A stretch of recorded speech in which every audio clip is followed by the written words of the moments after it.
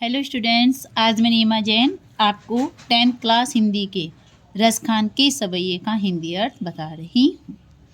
रसखान कवि जीवनी की दृष्टि से भी बहुत इम्पोर्टेंट है और इनके सवैये में से भी अधिकतर बोर्ड के पेपर में अवश्य आता है। रसखान कवि जो हैं वो श्री कृष्ण जी के परम भक्त हैं और उनसे बहुत प्रेम करते हैं, तो उन्होंने उन्हीं के ऊपर मुख्य रूप से अपनी कविताएं लिखी हैं। पहली सवैया पढ़ियो। मानुषी हो तो वही दसी खानी, बसो ब्रज गोकुली गाँव की ग्वार। जो पशु हो तो कहाँ बस मेरो, चरो नित्य नंदी की धेनु मंझारा। पाहुने हो तो मही गिरी को, जो दरियो कर छत पुरंदरी धारा। जो खगी हो तो बसी रो करो, मिली कालिंदी कूली कदम्बी की डारन। यहाँ पर रसखान कवि कह रहे हैं कि हे श्री कृष्ण भगवान, यदि मैं अगले जन्म में मनुष्य के रूप में जन्म लूँ, आप इसमें जरूर ध्यान रखेंगे रसखानी रसखान जी की हर सवैये में रसखान आएगा। वहाँ पर रसखानी का अर्थ रसखान कवि भी है और रस की खान श्री कृष्ण जी के अर्थ में भी आएगा, तो हर सवैये में श्लेष अलंकार जरूर है।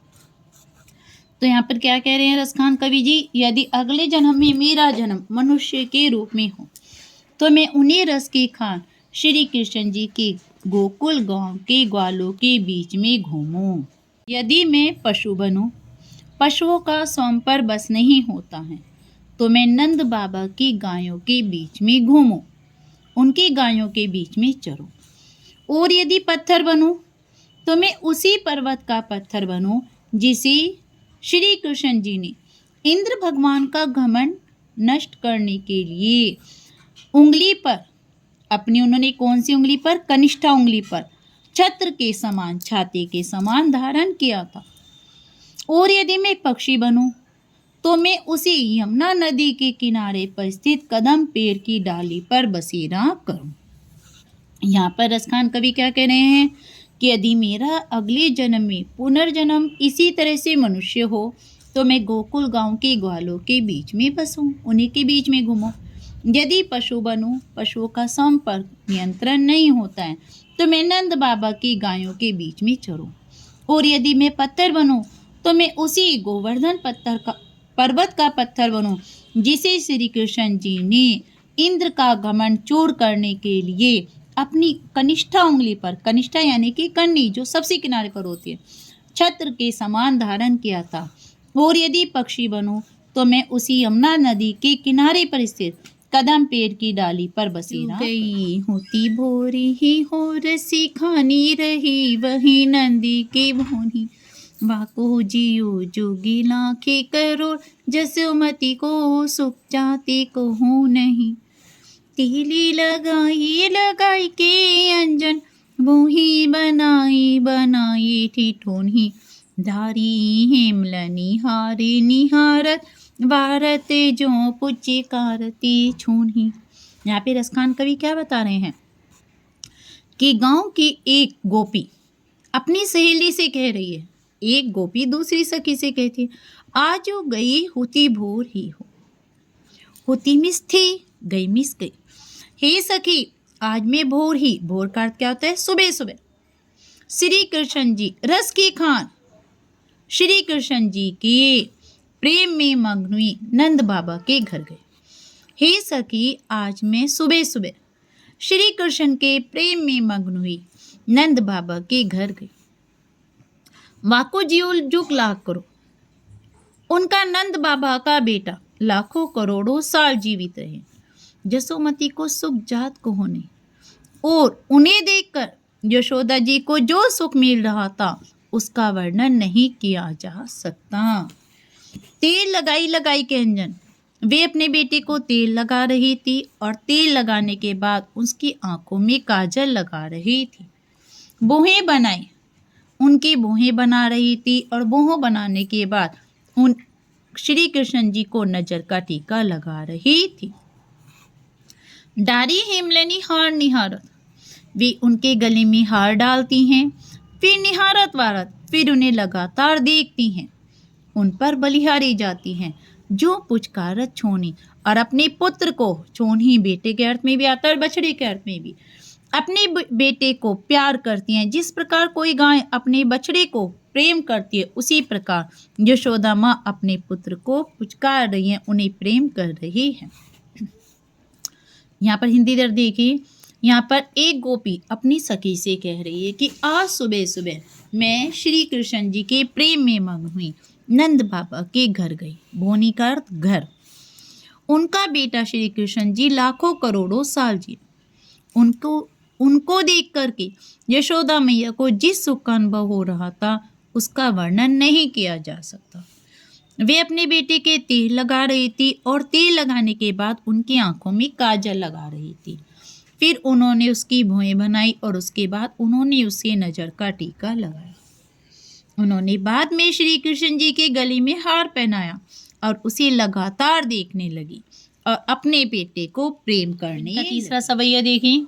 धूली भरी अति शोभित श्याम जो, तैसी बनी सिर सुंदरी चोटी, खेलती खाती फिरी अंगना, पग पे जिनी बाजती पीरी का छोटी, माँ छवि को रसी खानी बिलोकत, भारत कामी कला निधि कोटि, काग के भाग बड़ी सजनी, हरी हाथ सोले गयो माखने। पर एक गोपी दूसरी गोपी से श्री कृष्ण जी के बाल सौंदर्य का, उनके बचपन के सौंदर्य का वर्णन करते हुए क्या बता रही हैं?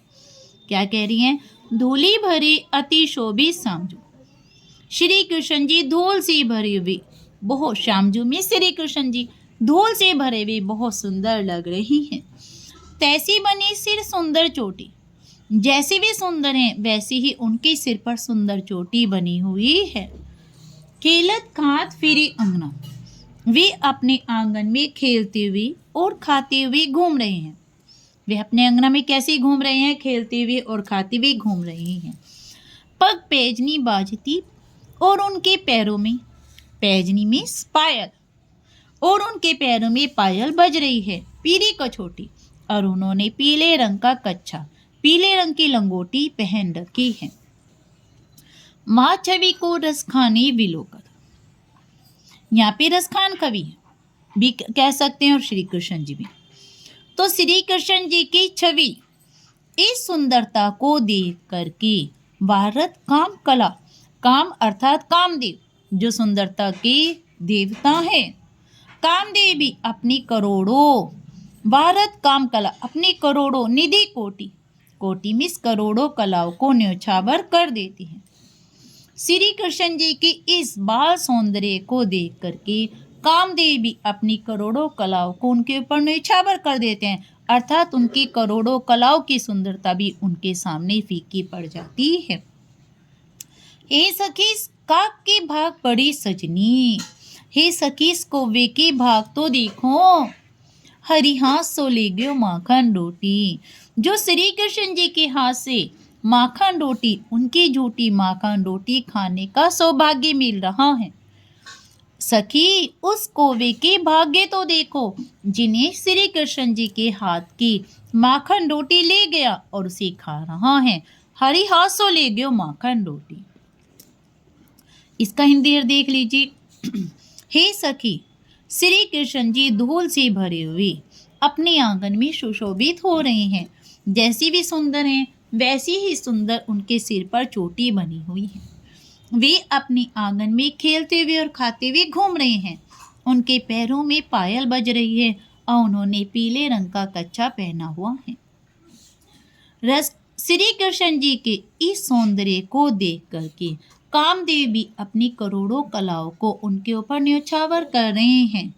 हे सखी कौवे के भाग तो देखो, जो श्री कृष्ण जी के हाथ से माखन रोटी ले। इसका चौथा सवैया देखें। जा दिन ती वह नंदी को छोड़ा, या बन दिनो चराई गयो है। मोहिनी ताननी गोधनी गावत, बिनु बजाई रिजाई गयो है। वादिन सो कछु टोना सो के, रस खानी ही में समाई गयो है। कौने काहू की किन तानी करी, सिगरो ब्रज बीरी बिकाई। यहाँ पर एक सखी दूसरी सखी से क्या कह रही है? जा दिन ते वह नंद का छोरा। हे सखी, जिस दिन से वे नंद बाबा के बेटे, छोरा किसे कहेंगे? बेटे को। जिस दिन से वे नंद बाबा के बेटे यमन देनु चराए गए हुए, नंद बाबा के बेटे वन में गायों को चरा कर गए हैं। मोहिनी तानन गोधन गावर, उन्होंने मोहिनी तान कर और गोधन को गाकर, गोधन बताया था आपको, गायों को चराने वाला जो गीत होता है, गोधन को गाकर बीनू बजाई रिझाए गए रहे और अपनी बांसुरी को बजाकर सबको रिझा लिया है, अर्थात सबको अपने वश में कर लिया है। उन्होंने मोहिनी तान कर और गोधन मनमोहक गीत को गा कर के बांसुरी बजाकर सबको रिझा लिया है, अर्थात सबके हृदय में समा गई। ऐसा लगता है उन्होंने हम पर कुछ जादू टोना कर दिया है। वादिन सो कछो टोनो सो के, उन्होंने हम पर कुछ जादू टोना कर दिया है। रसखानी ये में समाये गए रे। उस दिन से रस की खान श्री कृष्ण जी हमारे हृदय में समा गए हैं, अर्थात सबके हृदय में बस गए हैं। कोने काहों की कहानी करी, अब तो कोई भी किसी की बात नहीं सुनता है, अर्थात कोई किसी को भी कैसी भी शर्म नहीं है। ऐसा लगता है शीघ्रो ब्रज भी, संपूर्ण ब्रज श्री कृष्ण जी के हाथों में बिक गया है। एक बार इसका हिंदी अर्थ देख लीजिए। जिस दिन से वे नंद बाबा का बेटा वन में गाय चरा कर गया है, अपनी मोहिनी तान कर गोधन गाकर बांसुरी बजाकर सबको रिझा लिया है। ऐसा लगता है उस दिन से उसने हम पर, संपूर्ण ब्रज पर कुछ जादू टोना कर दिया है। सभी के हृदय में श्री कृष्ण जी समा गए हैं। अब तो कोई किसी प्रकार की शर्म नहीं करता है। लगता है संपूर्ण ब्रज गांव श्री कृष्ण जी के हाथों में बिक गया। पांचवा सवैया देखिए।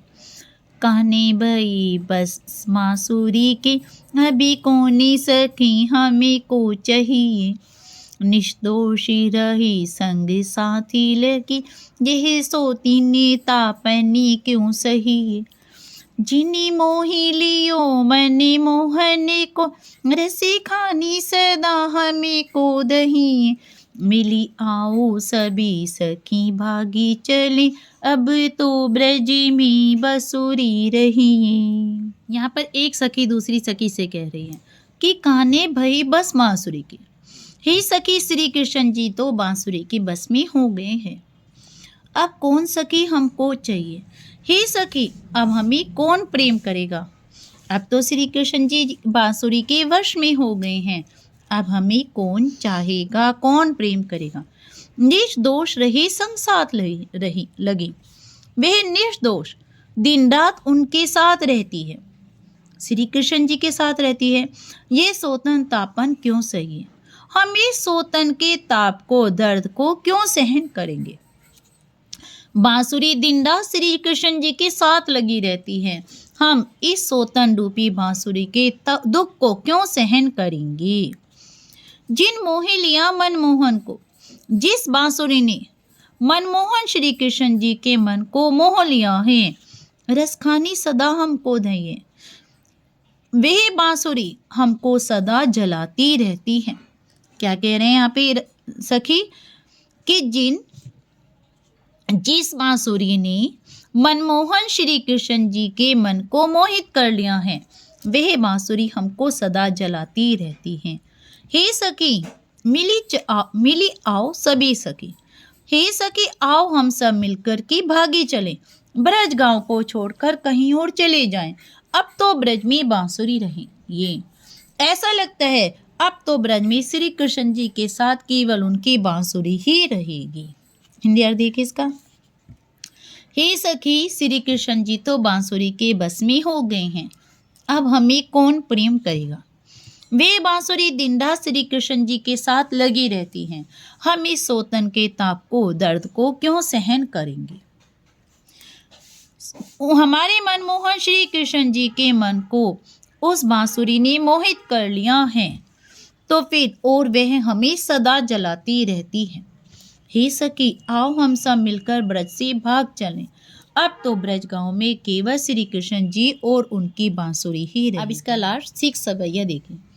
मोरी पखा सिरी ऊपरी राखियो, गुंजी की माली गरी पहिरोगी, ओड़ी पीतम्बरी लीलकुटी बनी गोधनी ग्वारनी संग फिरोंगी, भाव तो वो ही मेरो रसी खानी, सो तेरी कहीं सब स्वांगी करूंगी, या मुरली धरी की अधरानी धरी अधराने धरो। यहाँ पर उस समय का वर्णन किया गया है जब श्री कृष्ण जी ब्रज को छोड़ करके मथुरा चले जाते हैं, तो उनके वियोग में सब गोपियां आपस में धैर्य और सांत्वना धारण करने का प्रयास कर रही हैं।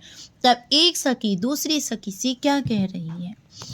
मोर पखा से ऊपर राख्यो, हे सखी मैं तुम्हारे कहे अनुसार मोर के पंख का मुकुट, मोर का पंख अपने सिर पर धारण कर लूंगी, गुंज की मार गले पहिरूंगी और गुंज की माला, गुंज अर्थात वैजंती के फूलों की माला गले में पहन लूंगी, ओढ़ी पीताम्बर ले लकुटी, पीताम्बर ओढ़ लूंगी और हाथ में पीताम्बर अर्थात जैसे श्री कृष्ण जी अपने कंधे पर पीला वस्त्र डालते थे, मैं पीताम्बर ओढ़ लूंगी और हाथ में लाठी ले लूंगी, बन गोधन ग्वारन संग फिरूंगी और गोधन गाती हुई ग्वालों के संग घूमूंगी, भाव तो वो ही मेरे रस खानी, मुझे अपनी रस की खान अर्थात श्री कृष्ण जी का सारा रूप धारण करना अच्छा लगता है, सो तेरे कहीं सब स्वांग करूंगी, तो तुम्हारे कहे अनुसार मैं सारा स्वांग करूंगी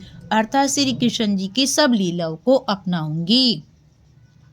या मुरलीधर की, परंतु मैं उन श्री कृष्ण जी की बांसुरी को, मुरलीधर किसी के हाथ श्री कृष्ण जी, मुरली बांसुरी को अधरान धरी अधराने धरूंगी, मैं उस बांसुरी को अपने होठों पर कभी नहीं रखूंगी। यहाँ पर क्यों नहीं रखेंगी? क्योंकि गोपियों को बांसुरी सोतन के समान जलाती थी, उनको दुखी रखती थी, इसलिए गोपी श्री कृष्ण जी की सारी लीलाओं को करने को तैयार है, परंतु उनकी बांसुरी को धारण करने को तैयार नहीं है। एक बार इसकी हिंदी देख लीजिए। यहाँ पर एक गोपी दूसरी गोपी से कह रही है कि हे गोपी, मैं तुम्हारे कहे अनुसार अपने सिर पर मोर पंख को धारण करूंगी, गुंज के फूलों की माला गले में पहनूंगी, और पीताम्बर को ओढ़ूंगी और लाठी लेकर वन गोधन गाती हुई ग्वालों के संग घूमूंगी। हे सखी, मुझे रस की खान श्री कृष्ण जी का सारा रूप धारण करना अच्छा लगता है, सो मैं तुम्हारे कहे अनुसार सब लीलाएं करूंगी, किंतु मैं उन अपने श्री कृष्ण जी की बांसुरी को कभी भी अपने होठों पर धारण नहीं करूंगी। यहाँ पर सवैये के बाद कवित का भी एक है तो पद है, तो उसे आप ध्यान से पढ़िए। गोरज विराजी पाल लहलही बनमाल, आगे गैया पाछे ग्वाल गावी मृदु बानी री, तैसी धुनी बांसुरी की मधुर मधुर जैसी, बंग चिंतवनी मंद मंद मुस्कानी री, कदम बिटप के निकट तटिनी के तट, अटा चढ़ी चाही पीत पट फहरानी री, रस बरसावे तन तपनी बुझावे नैन, प्राणनी रिझावे वह आवे रस खानी री। यहाँ पे क्या है? यहाँ पर श्री कृष्ण जी के जब वे गायों को चराकर वन से लौटते हैं तो उस समय का वर्णन किया गया है। यहाँ पर एक गोपी दूसरी गोपी से क्या कह रही है? गोरज बिराजी बाल, हे सखी देखो श्री कृष्ण जी के माथे पर, बाल किसे कहते हैं? माथे पर, गोरज गायों के खुरों से उड़ने वाली धूल, बाल मीन्स धूल, लहलहा रही है। हे सखी, श्री कृष्ण जी के माथे पर गायों से उड़ने वाली धूल सुशोभित है, लहलही बनमाल, और उनके वक्षस्थल पर वन के फूलों की माला लहरा रही है। आगे गैया पाछे ग्वाल, आगे आगे गायें चल रही हैं और उनके पीछे पीछे ग्वाले चल रहे हैं। गावी मृदु वाणी रे, और वे मधुर स्वर में गीत गा रहे हैं। श्री कृष्ण जी के आगे आगे गाय हैं, उनके पीछे पीछे ग्वाले हैं और वे मीठे स्वर में गीत गा रहे हैं। जैसी धुनी बांसुरी की मधुर मधुर, जैसी बंग चिंतवनी मंद मंद मुस्कानी। जैसी धुनी बांसुरी की मधुर मधुर, वे मधुर, जैसी उनकी मधुर बांसुरी की ध्वनि है, जैसी बंग चिंतवनी, और जितनी मधुर उनकी तिरछी दृष्टि है, मंद मंद मुस्कानी रे, उतनी ही बाकी अर्थात उतनी ही सुंदर उनकी धीरे धीरे मुस्कान है। यहाँ पे क्या कहा है कि जैसी श्री कृष्ण जी की बांसुरी की ध्वनि मधुर है, वैसी उनकी दृष्टि, बंग कहते हैं टेढ़ी, और मधुर है, मधुर इधर से आ गया, और वैसी भी मधुर मधुर मुस्कुरा रहे हैं, धीरे धीरे मीठा मुस्कुरा रहे हैं। कदम बिटप के निकट तटनी के तट, अटा चढ़ी चाहे पीत पट फहरानी। हे सखी, तुम कदम बिटप के निकट, तुम कदम के पेड़ के निकट, तटनी के तट यमुना नदी के किनारे पर अटा चढ़ी, अटा पर चढ़कर, अटारिका क्या होती है, थोड़ा सा ऊंचे पर चढ़कर, पीत पट फहरानी रे, उनके पीले वस्त्रों का फहराना तो देख लो। हे सखी, अट्टालिका पर चढ़कर कदम के पेड़ के निकट यमुना नदी के किनारे पर तुम श्री कृष्ण जी के पीले वस्त्रों का फहराना तो देख लो। रस बरसावे तन तपनी बुझावे नैन, वे रस की खान श्री कृष्ण जी रस को बरसाते हुए, तन की तपन को बुझाते हुए, और प्राणों को प्राणनी रिझावे, और प्राणों को मोहित करते हुए वह आवे, वो श्री कृष्ण जी इधर ही आ रहे हैं। हे श्री सखी, रस के खान श्री कृष्ण जी रस बरसाते हुए, तन की तपन को बुझाते हुए, प्राणों को प्रसन्न करते हुए, इधर ही मोहित करते हुए इधर ही आ रहे हैं। एक बार इसकी हिंदी देख लीजिए पूरी। श्री कृष्ण जी जब वन से लौट रहे हैं तो उनके माथे पर गायों के पैरों से उड़ने वाली धूल सुशोभित है, उनके गले में वन के फूलों की माला लहरा रही है। आगे ग्वाले, पीछे आगे गायें, पीछे ग्वाले, और उनके बीच में श्री कृष्ण जी मधुर वाणी में मीठे गीत गाते चल रहे हैं। जैसी श्री कृष्ण जी की बांसुरी की मीठी मीठी ध्वनि है, वैसी उनकी दृष्टि बहुत बांकी टेढ़ी और सुंदर है, और वैसे वे मीठा मीठा मधुर मधुर मुस्कुरा रहे हैं। हे सखी, अट्टालिका पर चढ़कर देखो तो कदम के पेड़ के निकट यमुना नदी के किनारे पर श्री कृष्ण जी के पीले वस्त्र फहरा रहे हैं, अर्थात वे हिलते हुए दिखाई दे रहे हैं। वे श्री रस की खान श्री कृष्ण जी रस बरसाते हुए, तन की आग को तपन को बुझाते हुए, और प्राणों को प्रसन्न करते हुए रिझाते हुए इधर ही आ रहे हैं।